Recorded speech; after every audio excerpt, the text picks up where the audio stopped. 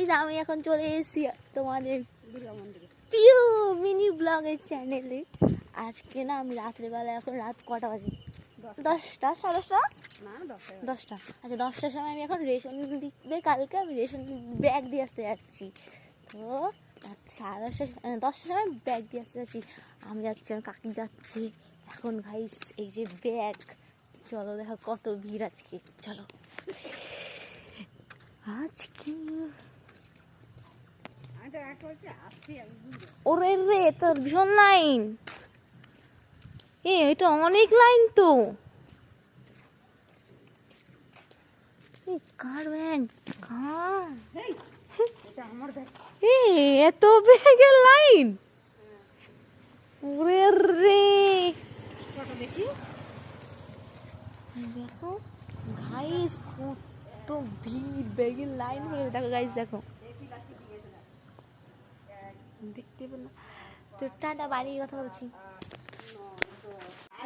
Guys দেখেছো রাত 10টার সময় কে যায় তোমাদের ওখানে একটু বলবা? মানে রেশনের ব্যাগ দিয়ে আসতে আমি রাত 10টার সময় গেছি রেশন, তাও আমি 19 জনের পরে। তো ভাবতে পারছো তো। আর এই ম্যাডাম বলছে আমাদের এখানে মানে কেউ দেয় না। আমার বলছে কি পাগলের মতো তাতে যাচ্ছিস? আমি পাগল গাইস, দেখেছো তো মানে 20 জনের মধ্যে যায় তোদের এখানে রাত্রি 10টার সময় কেউ রেশনে কেউ যায়? আরে আজকে রাতের বেলা থেকে শুরু করবে রেশন দেওয়া, কালকে কালকে শেষ করবে, সেটা দেখ। রাত্রির বেলা রেশনের ব্যাগ দিয়ে যায় ভগবান। তো গাইজ সবাইকে শুভরাত্রি, সবাই ততক্ষণে সুস্থ থেকো, ভালো থেকো, আর আমার চ্যানেলটাকে সাবস্ক্রাইব করে দিও। Bye bye. তো শুভ সকাল সবাইকে। আমি রেশন নিয়ে চলে এসেছি, আমি আর আমার মা। আর বলো না, দিদি এখানে ভিডিওটা ধরেছিল, আমি জাস্ট আসছি। তো গাইজ আমি এখন বাইরে ঢুকে পড়েছি পুরো, দেখতেই পাচ্ছ। তো চার বস্তাটা নামাতে, 4 বস্তাটা ছেঁড়া ছিল, তাই সারা রাস্তা ধরে ধরে এসেছি।